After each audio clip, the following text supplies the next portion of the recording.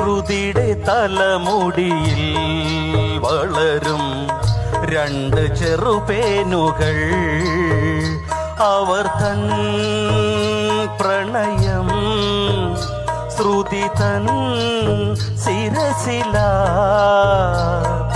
പേനവൾക്ക് 10 കുഞ്ഞുങ്ങൾ പിറന്നു ഹേ ശ്രുതിയുടെ തലമുടിയിൽ വളരും രണ്ടു ചെറുപേനുകൾ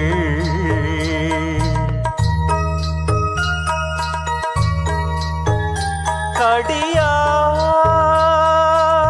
തലയുടെ പിറകിൽ വരിയാ